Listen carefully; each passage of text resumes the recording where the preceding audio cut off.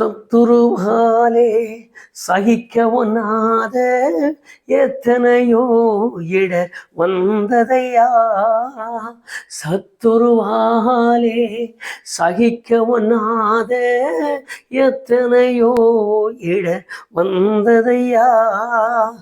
அத்தனை உமது அருள் பலத்தாலே, அத்தனை உமது அருள் பலத்தாலே நித்தமும் ஜெயம் காண்போம்.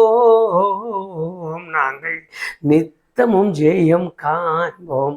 எங்கள் தாகத்தை தீரும் ஐயா, அபிஷேகத்தை தாரும் ஐயா. எங்கள் தாகத்தை தீரும் ஐயா.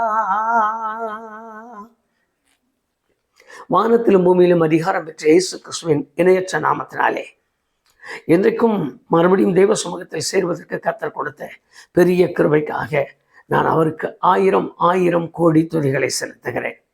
அவருடைய நல்ல கரம் இந்த நாள் வரைக்கும் நம்மை தாங்கி நடத்தி பலப்படுத்தி இந்த நாள் வரைக்கும் நம்மை தேற்றினதால் தெய்வ முகம் நமக்கு எப்பொழுது வெளிப்படத்தக்க மேன்மையுள்ளதாக இருப்பதற்கு இன்றைக்கு தேவன் நம்மோடு கூட தமது மகத்துவமுள்ள கிருபைகளை விளங்க பண்ணுவாராக.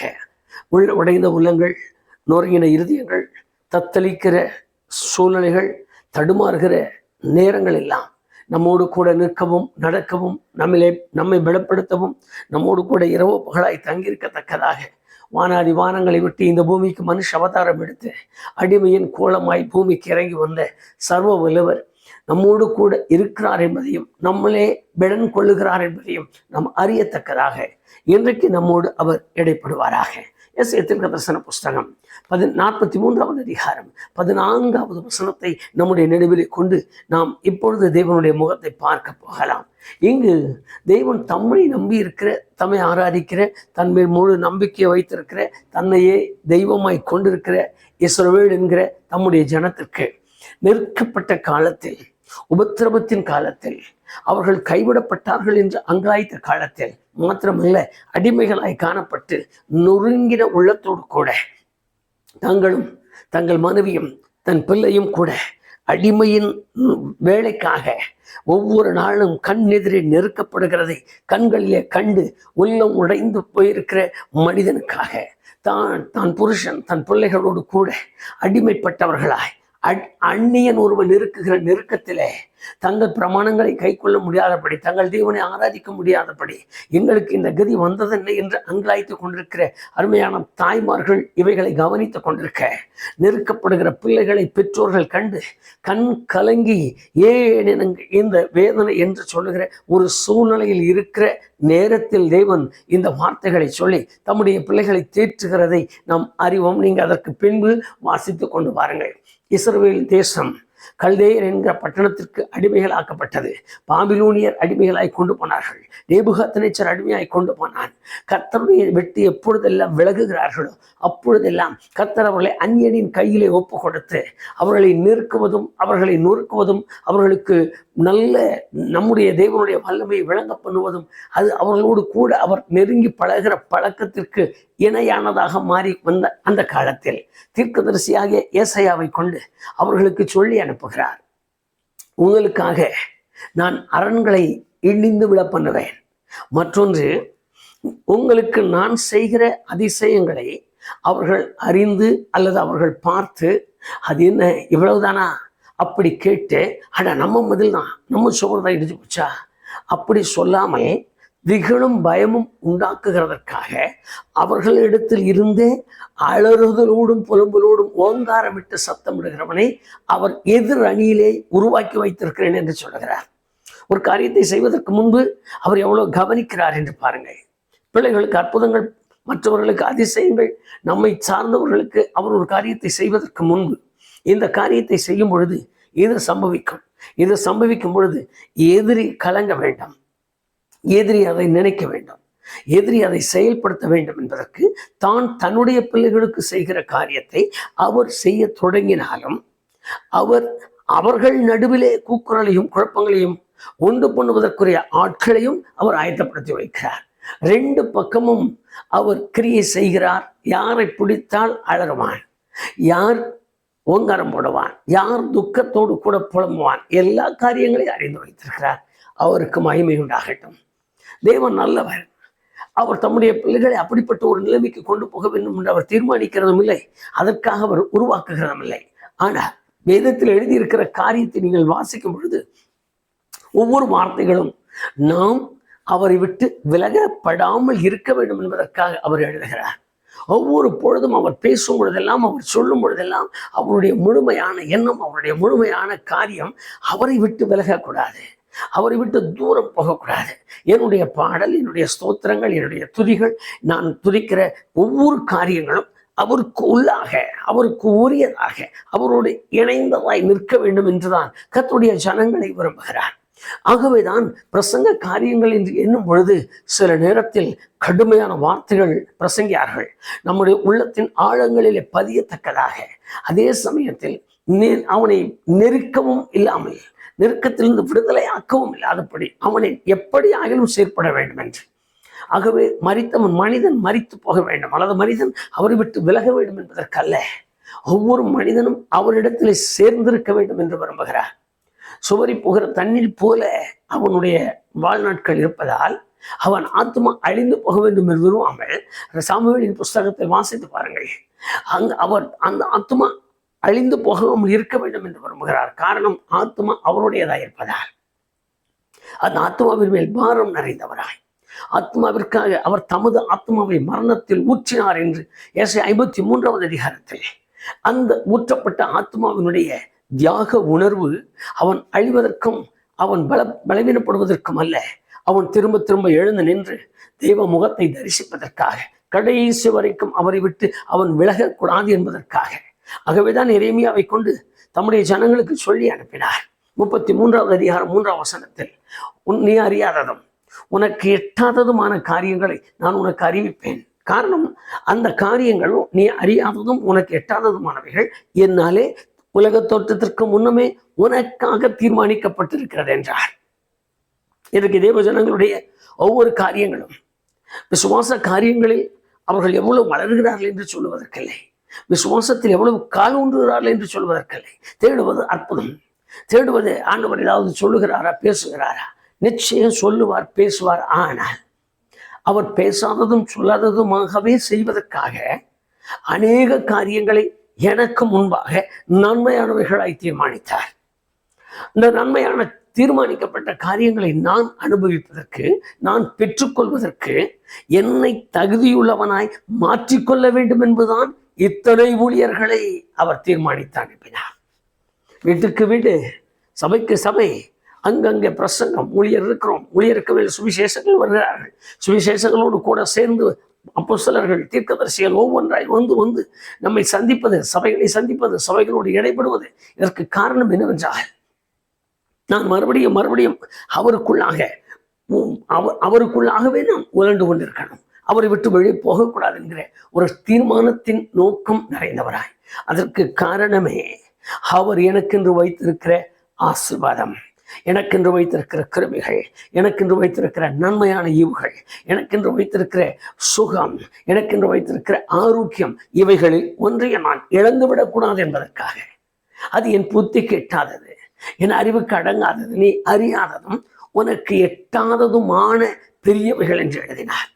ஆகவேதான் அவர் தம்முடைய பிள்ளைகளுக்கு தன்னை காட்டி கொடுக்கும் பொழுது அவர் சொல்லிக் கொடுக்கிற வார்த்தையை கவனிங்கள். தீர்க்கதரிசியாக ஏசாயாவை கொண்டு அவர் தம்முடைய ஜனங்களுக்கு சொல்லிக் கொடுத்தார். 32ஆம் அதிகாரம் 2வது வசனத்தை வாசித்து பாருங்கள். அவர் காற்றுக்கு ஒதுக்கு, அவர் பெருவெள்ளத்துக்கு தப்பும் புகலிடம், அவர் வறண்ட நிலத்தில் நீரூற்று. வேதத்தை எழுதியிருக்கிறது, அவர் விட ஆய்த்த பூமியின் கண்மலையில் பெருங்கண்மலையின் நிழலாய் நிற்கிறார். இவைகளை எல்லாம் ஏன் அப்படி எழுதினார், ஏன் அப்படி சொன்னார்? நீ அங்கு பார்க்க வேண்டாம், இன்னொன்றை தேட வேண்டாம், இன்னொரு இடத்தில் நீ புகலிடம் போக வேண்டாம், இன்னொரு இடத்தில் அடைக்கலம் தேட வேண்டாம். எல்லாம் நானே உனக்கு என்பதை நானும் நீங்களும் அறிந்து அவைகளை விட்டு விலகாதிருக்கும்படியாக.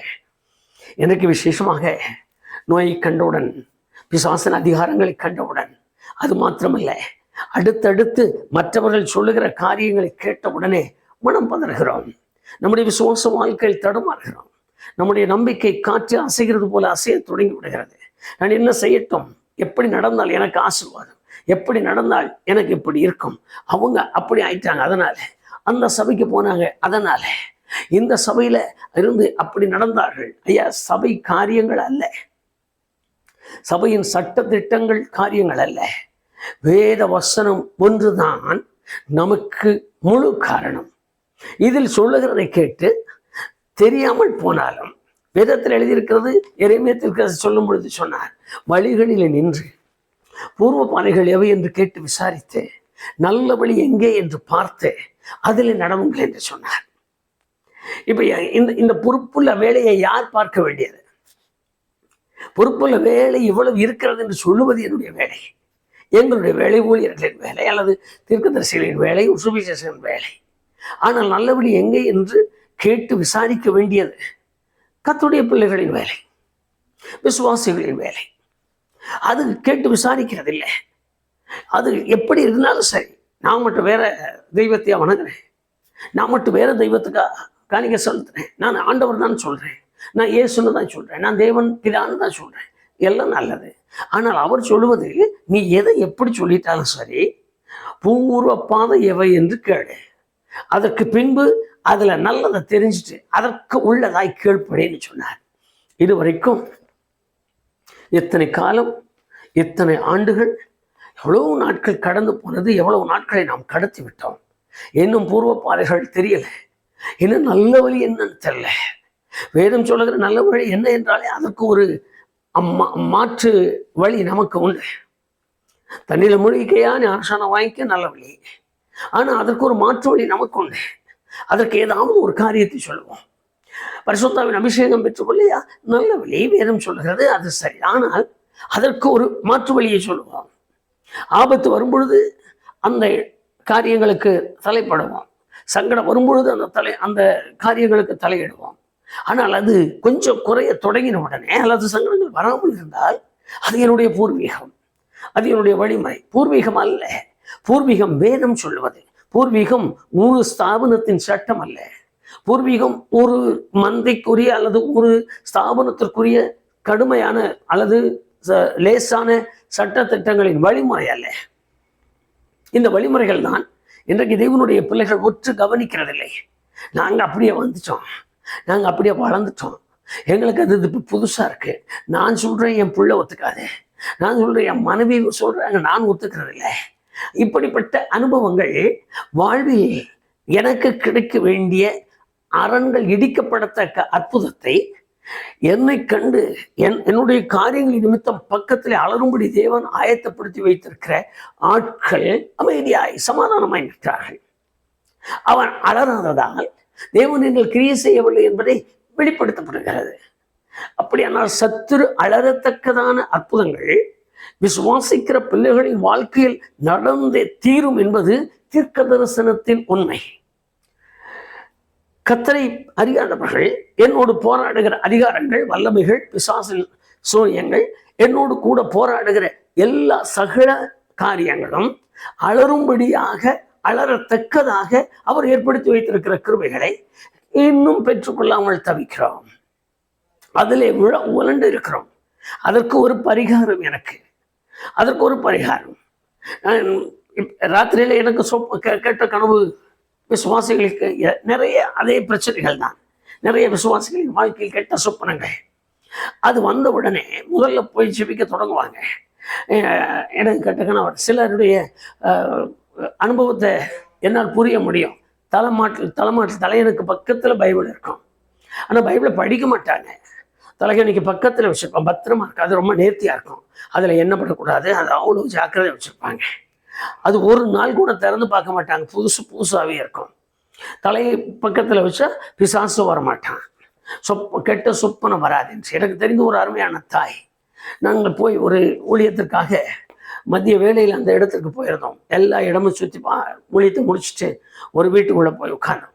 அந்த வீட்டில் அந்த அம்மா வெளியிலேருந்து அப்போ தான் வர்றாங்க. தலையில் ஒரு விறகு சுமை, மடியில் கனதியாக இருக்குது. அந்த நம்ம பழைய காலத்தில் கட்டுறது போல் மடி அந்த முந்தானையில் இறுக்கி கட்டிட்டு வந்துட்டு இருந்தாங்க. வீட்டுக்கு வந்தாங்க, தோத்திரம் பண்ணாங்க, விறகு சுமையை போட்டாங்க, தோத்திரம் பண்ணாங்க. தோத்திரம் பண்ணி கைகள்லாம் கழுவிட்டு முகமெல்லாம் எடுத்துட்டேன். அந்த மடியை அவுத்து நாங்கள் நினச்சோம், சரி நாம் வந்திருக்கோம், ஏதாவது வாங்கிட்டு வந்திருப்பாங்க, அதுக்காக தான் யோசனை. உள்ளே இருந்து ஒரு பெரிய பைபிள், பழைய காலத்து பைபிள், உங்களுக்கு தெரியும், பெரிய எடுத்துக்கொள்ளலை. அந்த பைபிளை எடுத்து பக்கத்தில் ஒரு திண்ணை மேலே வச்சாங்க. நாங்கள் ஊழியத்துக்கு போயிருந்த என்னுடைய சகோதரர்களோடு கூட நாங்கள் ஆச்சரியமாக பார்த்தோம். நாம் ஊழியக்காரர்களாக இருக்கிறோம், நம்ம கையில் கூட இவ்வளோ பெரிய பைபிள் இல்லை, இவ்வளோ நம்ம படிக்கிறதில்லை. இந்த ஏழம்மா விறகு சுமந்துக்கிட்டு வந்து உட்காந்துருக்குறம்மா, அவங்க கையில் பாருங்க இவ்வளோ பைபிள், எவ்வளோ பயபக்தி. இப்போ வேணா போயிட்டு பைபிள் படித்து ஜோம் பண்ணிவிட்டு அப்புறம் தான் விறகு எடுப்பாங்க போல இருக்கு. எல்லாம் வெட்டி முடிச்சுட்டு மறுபடியும் பைபிள் படிச்சுட்டு தான் வருவாங்க.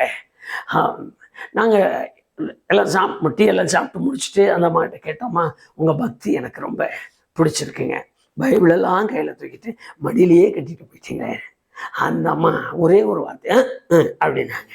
அந்த சொல்லிட்டு அவங்க சொன்னாங்க, நான் இங்கேங்க அதெல்லாம் படிச்சுட்டு உட்கார்றதுக்கு ஏதுங்க நேரம், அடியில் கட்டிட்டு போனால் பேய் பிசாசு வழியில் இருக்கும். அந்த ஒண்டி பனை மரம், 2 பனை மரமெல்லாம் இருக்குது, அங்கெல்லாம் அது பிடிக்க இது பிடிக்கிறாங்கிறாங்க.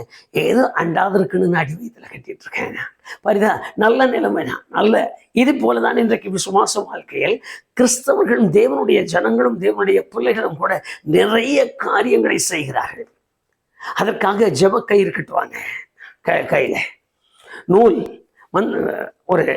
ஒரு முறை ஒரு வெளியிலிருந்து பிரசங்கர் வந்திருந்தார். அவருக்காக தெருவில் நின்று பிரசங்கம் பண்ணிட்டு இருந்தோம். அவருக்கு தமிழ் தெரியாது, கொஞ்சம் ஆங்கிலம் பேசி கொண்டிருந்தார். அதை மொழிபெயர்த்துட்டு இருக்கிற அந்த நிலையில் அவர் கூப்பிட்டு எல்லாரையும் சொன்னார், நீங்கள் எல்லாரும் ஆளுக்கு ஒரு நூல் எடுத்துட்டு வாங்கினார். எனக்கு ஆச்சரியமா இருந்தது, எதுக்கு சொல்றாருன்னு தெரியல. எல்லா ஆளுக்கு ஒரு ஜான் நூல் கொண்டு வாங்க, எல்லாருமே நல்ல நூல் கொண்டு வாங்க. சரி, எல்லா நூலையும் ஒன்று சேர்த்து வைத்தாங்க. அந்த நூலை வச்சு ஜோம் பண்ணி எல்லாம் கையில் கட்டிட்டு போங்கன்னு சொல்லிட்டாரு. அதான் நாங்களும் என்னது இது போல இருக்கு, அந்த அனுபவங்களை கவனிங்க. இன்றைக்கு தேசம், இன்றைக்கு கிறிஸ்தவம், இன்றைக்கு கிறிஸ்தவ மக்கள் முழு நம்பிக்கை இப்படிப்பட்ட ஒரு நிலைமைக்கு போனதால் தேவன் அரண்களை இடிக்கிறதை அவர்களால் அனுபவிக்க முடியவில்லை. தனக்காக இன்னொரு இடத்தில் அலறி மற்றவனை பயப்படுத்துவதற்கு ஆட்களை நியமித்து வைத்திருக்கிறார். அந்த அர்த்தம் உங்களுக்கு எவ்வளவு புரிந்திருக்கிறது என்று தெரியவில்லை. நான் உங்கள் மேல் பாய்ந்து வருவதற்கு முன்பே, நான் உங்களை அடிக்கிறேன் அப்படின்னு சொல்றதுக்கு முன்னமே, உங்ககிட்ட இருக்கிறாள் என்ன பார்த்து ஐயோ வந்துட்டாருன்னு ஓன்னு அலற தொடங்கினால் உங்க இருதயம் கரைந்து போகிறதற்காக. இந்த சத்தத்தை கேட்கிற மற்றவன் ஐயோயோ என்னமோ நடக்குது, அவங்க வந்துட்டாங்களா. இப்படி எல்லாம் தேவன் எவ்வளவு காரியங்களை தம்முடைய பிள்ளைகளுக்காக செய்து வைத்திருக்கிறார். இந்த காரியங்களை குறித்து தம்முடைய பிள்ளைகள் அதை குறித்து கொஞ்சமும் யோசிக்கிறதில்லை. ஆபத்து அதுதான் கண்ணுக்கு முன்னால், உபத்திரவம் கண்ணுக்கு முன்னால், மனவேதனை கண்ணுக்கு முன்னால், வறுமை கண்ணுக்கு முன்னால், கடன் பிரச்சனை கண்ணுக்கு முன்னால், பக்கத்து வீட்டுக்காரன் அடுத்தடுத்து கட்டிட்டா நான் ஆண்டவரை தேடுறேன் எனக்கு ஒண்ணுமே இல்லை, அதுதான் கண்ணுக்கு முன்னால். அடுத்தவன் இப்படி வாழ்ந்துட்டு இருக்கிறான், நான் ஆண்டவரை தேடுறேன் ஒண்ணு இல்லை, அதுதான் என் கண்களுக்கு முன்பால் இல்லை. வேதம் மறுபடியும் சொல்லுகிறது, நீ அறியாததும் உனக்கு எட்டாததுமான பெரிய காரியங்களை நான் உனக்கு அறிவிக்கும்படி நான் ஆயத்தமா இருக்கேன். உனக்காக எழுதப்பட்டாயிற்று, உனக்காக ஏற்பாடு செய்தாயிற்று, உனக்காக ஒப்புவிக்கப்பட்டாயிற்று. இவைகளை நீ மறுபடியும் மறுபடியும் அனுபவிப்பதற்கு முழு மனிதனாய், முழு மனிதன் என்றால் முழுமையான விசுவாசத்தின் பலன் உள்ளவனாய் மாறு. நீங்கள் வேதத்தை வாசித்து பாருங்கள். யோசுவாவின் புஸ்தகம் நமக்கு எல்லாருக்கும் தெரியும். எரிகோ மதில் என்றால் தெரியாத ஆட்களே இல்லை. 6ஆம் அதிகாரம் 20ஆம் வசனத்தில் வாசித்து பாருங்கள். யார் போய் இடித்தார்கள், யார் மேலே ஏறினாங்க, யார் தங்களுடைய எல்லா அதிகாரங்களோடு கூட போய் நின்றார்கள், யார் போய் ஒவ்வொருவரும் மதில் சுவர் மேல் கை வைத்து எல்லாரும் ஜெபிக்கலாம். மிதிக்கிறேன், இயேசுவின் நாமத்தில் மிதிக்கிறேன், இயேசுவின் நாமத்தில் இடிக்கிறேன், இயேசுவின் நாமத்தில் உடைக்கிறேன். யார் அங்கே பேசுனது? யார்? அப்படியே ஒரு நிமிஷம் மனசுக்குள்ள கொண்டு வாங்க. யார் அங்க போய், யார் நின்று ஜெபித்தது, யார் அங்க போய் ஜெப தண்ணீர் தெளித்தது, யார் அங்க போய் ஜெப எண்ணெய் பூசினது, யார் அங்க போய் இதற்கு முன்பு கை கோர்த்து இந்த பட்டணத்துக்காக வரணும்னு சொன்னது. தேவன் சொன்னார், இஸ்ரவேலரை பார்த்து ஒரு மனம் உள்ளவர்களாய் நடந்து போங்க. சொல்லும் பொழுது ஆர்ப்பரிங்க, வேறு ஒன்றும் செய்ய வேண்டாம். உங்களுக்காக அலறதுக்கு உள்ள ஆள வச்சிருக்கேன், உங்களுக்காக இடிக்க நான் என் ஆட்களை நியமித்து விட்டேன். நீ ஏறுவதற்கு முன்பு, நீ போய் நிற்பதற்கு முன்பு உன்னை கண்டு அது இடிந்து விடும். அது அவ்வளவு உயரங்கள் கட்டப்பட்டது, பல வருஷங்கள் கட்டப்பட்டது. பல பலமுள்ள கற்களாலே கட்டப்பட்டது. பலம் நிறைந்த இறுக பிடிக்கிற மண்ணினாலே, கூழினாலே, இறுக பிடிக்கிற கலவையினாலே அது கட்டப்பட்டது. அதற்கு சரிந்து விழாதபடிக்கு பக்கத்தில் அதற்கு தூணாதாரங்கள் எல்லாம் நிறுத்தி வைக்கப்பட்டது. இவைகளின் மேல் அது பக்குவமாய் கட்டி நிறுத்தப்பட்டிருக்கிறது.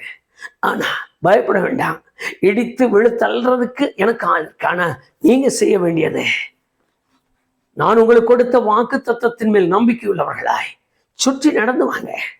இன்னொரு முறை சுற்றுங்க. ஆமென். கர்த்தருக்கு மகிமை உண்டாகட்டும். சுற்றி நடப்பதற்கு முன் நடந்த சம்பவங்களை மனதிற்குள் கொண்டு வாருங்கள்.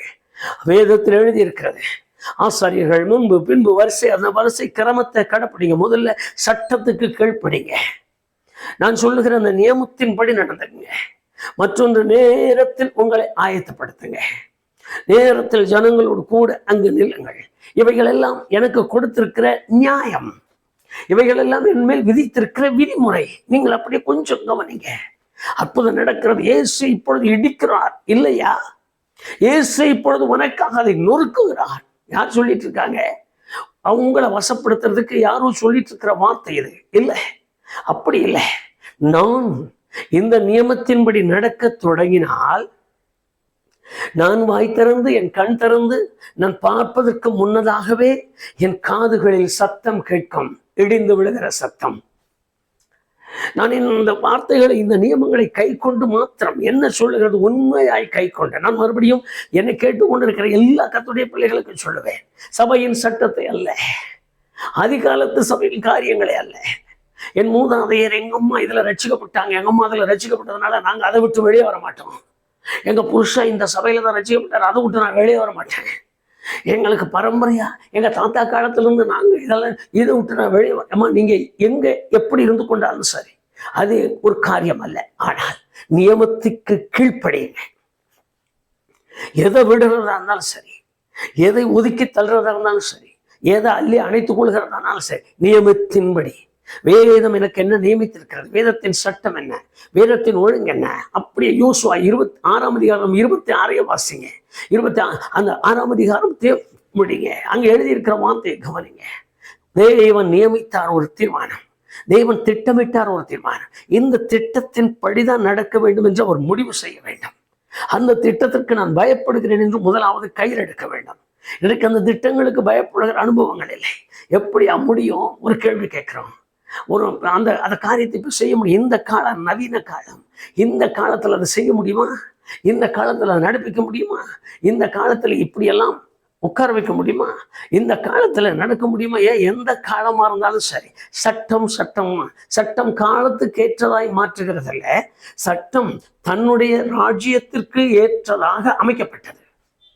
தேவனுடைய ராஜ்யத்தை சேர்வதற்கு, மற்றொன்று நான் இந்த பூமியிலே சேருவதற்குரிய தன்மையை அடைவதற்கென்று இந்த சட்டம் நியமிக்கப்பட்டது. நியமிக்கப்பட்ட இந்த சட்டம் சொல்லுகிறபடி நான் கீழ்ப்படிய தொடங்கினால் எனக்காக அரண்கள் இடிக்கப்படும். நான் இப்ப காரியத்துக்கு வந்துடலாம். எனக்காக அரண்கள் இடிக்கப்படும். நான் அந்த அரண்களை நம்ம கவனிக்கலாம். உங்களுக்கு எந்த மாதிரி அரண் நீங்க எண்ணிட்டாலும் சரி, கடன் ஒரு வேளை அரணா இருக்கலாம், வியாதி ஒரு வேளை அரணா இருக்கலாம், பிரச்சனைகள் அடுத்து வருகிற தொல்லைகள் ஒருவேளை அரணாயிருக்கலாம், நம்முடைய வாழ்க்கையில் என்ன நேரிடுகிறதோ அது உங்களுக்கு அரணாயிருக்கலாம், அரண் போல நிற்கலாம். இனி ஒன்று செய்ய முடியாது என்கிற அடைக்கப்பட்ட கதவுகளோடு கூட நிற்கலாம். ஒருவேளை குடும்ப தொல்லைகள், பிரிவுகள், குடும்பத்தில் உண்டாயிருக்கிற போராட்டங்கள் அரணா இருக்கலாம், அரண்கள் போல காணப்படலாம், அரண் சுவர்கள் போல நிற்கலாம். ஏது எப்படிப்பட்ட நிலையில் நின்றாலும் இன்றைக்கு வேத வசனம் சொல்லுகிறது. நான் மறுபடியும் உங்களை கூப்பிட்டு சொல்லுகிறேன், என்னை கேட்டுக்கொண்டிருக்கிற என் அன்பு சகோதரா, என் அன்பு சகோதரி, என் அருமையான தாயே, என் அருமையான தகப்பனே, எனக்கு அருமையான வாலிப சகோதரனே, உன்னுடைய முன் நிற்கிற அரண் போன்ற எந்த காரியமானாலும், எந்த காரியத்தையெல்லாம் நீ அரண் என்று எண்ணி தடுப்பு நிற்கிறது, இனி எனக்கு ஒன்று செய்ய முடியாது என்று தவிக்கிறாயோ, அவைகளை எல்லாம் இன்றைக்கு இடிந்து விழத்தக்கதாக தேவன் தமது வார்த்தைகளை நிறைவேற்ற வேண்டுமானால் ஒன்று கீழ்ப்படிய தொடங்கிவிடு. வேதவசனத்திற்கு முற்றிலுமாய் ஒப்பு கொடுக்க தொடங்கி. அவர் அதைத்தான் எதிர்பார்க்கிறார். தன்னை தானே வெறுத்து தன் சிலுவையை எடுத்துக்கொண்டு என்னை பின்பற்றி முழுமையாய் ஒப்பு கொடுத்து விடு. ஆண்டவரே, நீர் என்ன எனக்கு செய்தாலும் சரி, இந்த பிரச்சனை எனக்கு அரணாய் இருக்கிறது, இந்த காரியம் எனக்கு அரணாய் நிற்கிறது, இந்த காரியத்தை நிமித்தம் நான் கடந்து போக முடியாதபடி தடையாய் நிற்கிறேன், எனக்கு அடுத்து என்ன செய்வது என்று தெரியாமல் தவிக்கிறேன், அடுத்து என்ன செய்வது என்று தெரியாமல் நான் கண்ணீரோடு தான் வாழ வேண்டியவனாய் நிற்கிறேன். வாயைத் திறந்து மட்டும் சொல்லி பாருங்க. அரண்களையும் நிர்மூலமாக்கத்தக்கதாக தேவன் தமது வல்லமையை உங்களுக்காகவே அனுப்பிவிட்டார். இந்த வேதம் சொல்லுகிறார், அதை நான் செய்துவிட்டு ஆளை ஏற்படுத்தி வைத்தேன் என்று சொல்லுகிறார். உனக்காக அலறும்படி உள்ள ஆட்கள் இருக்கிறாங்க. படகுல உட்காந்துக்கிட்டு ஓன்னு என்னடா எதுக்கடா கத்துற, ஐயோயோ எனக்கு தெரியல, ஐயோயோ அவன் வர்றான், ஐயோயோ அவன் வர்றான். கனவுல சிலரெல்லாம் அழுகிறதையும் கத்துகிறதையும் நாம் கேட்டிருக்கிறோம். அப்படிப்பட்ட அலறலுக்கும் ஆளை நியமித்திருக்கிறார். ஆண்களை நிர்மூலமாக்கவும் தேவன் வாக்கு கொடுத்திருக்கிறார்.